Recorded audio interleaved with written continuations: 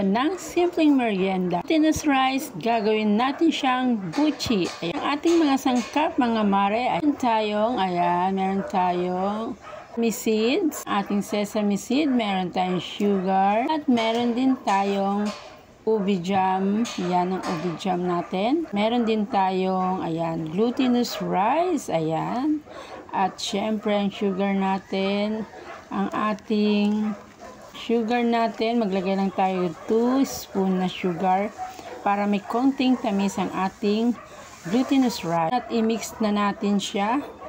At pag nilagyan po natin siya ng tubig ay yung tamang-tama lang po para hindi po siya maging kailangan po yung tama lang po, yung mabubuo agad. Tansya-tansyahin nyo lang siya, mga mare. Easy lang po siyang gawin at napakasarap pang merienda. Naghugas na ako ng kamay para mas mabilis tayo. Ayan, i-mix lang natin siya. At ano na siya, kapag hindi na siya ganyang ka-sticky at pwede na natin siyang ihulma. So, ganyan dapat siya. Dumidikit sa kamay mo. So, ayan. Hulma-hulma na natin, mga mare. Ayan, napakasarap nating merienda. Ube cheese buchi. So, ayan, naglalagay na nga pala tayo ng ating ube from Baguio City. Ayan po. I-spread muna natin at lalagyan natin siya ng cheese. Easy lang po siyang ihulma. Ayan, ganyan-ganyan lamang po at makakagawa na kayo ng napakasarap na merienda. At nalinis pa yan. Ayan, mga mare, oh. Pisil-pisilin muna natin at ikut-ikutin natin. Ayan, at ilalagay natin siya maya-maya sa ating sesame seeds. Ayan. Sesame seeds, ayan. Ibilog-bilog muna natin ng maayos para hindi lumabas yung ube. Jam. So, ayan. Ayan, ilalagay na natin siya sa sesame seeds. Ayan. Ayan po, isa rin po siya sa nagpapasarap sa ating buchi, ang ating sesame seeds kapag naprito na po yan. Napakabango ng ating buchi. Lang nga, ayan, inikot-ikot pa natin, ayan, para sure. Ayan, meron tayong isang nagawa. So, ulit-ulit tayo, mga mare. Ayan ang ating pangalawa. So, napakadali lang siya. O, ayan.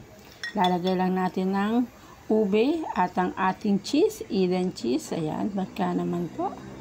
So, ayan, ilagay-lagay lang natin siya ng paganyan. Sundan nyo lang, mga mare.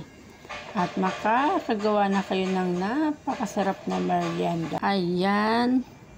At ilalagay uli natin siya sa sesame seeds. Ayan, mga mare. Ayan, I hope po, sana po ay nag-enjoy kayo sa aking video. Ayan, click na notification bell para updated po kayo sa mga new coming video ko. At pa-like and share na rin po and subscribe. Ayan.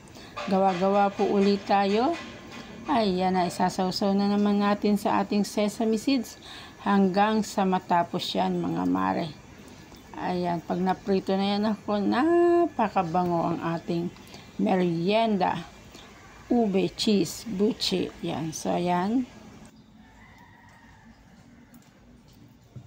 Naman tayong magbilog-bilog. Ayan na nga, nakatapos na tayo kasi kulang ang ating sesame seeds na white. So, gumamit tayo ng black sesame seeds para hindi masayang ang ating 3 pieces na.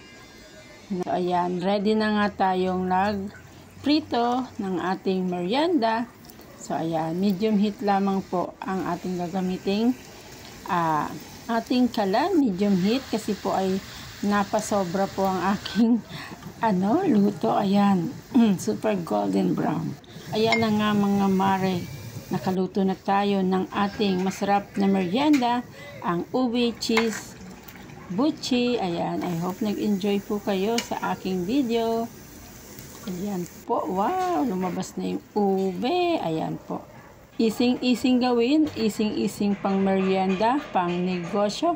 Ayan pa mga mare, ano pang masisay nyo sa aking merienda for today? I hope nag-enjoy kayo sa aking video. Maraming salamat po. Magandang buhay!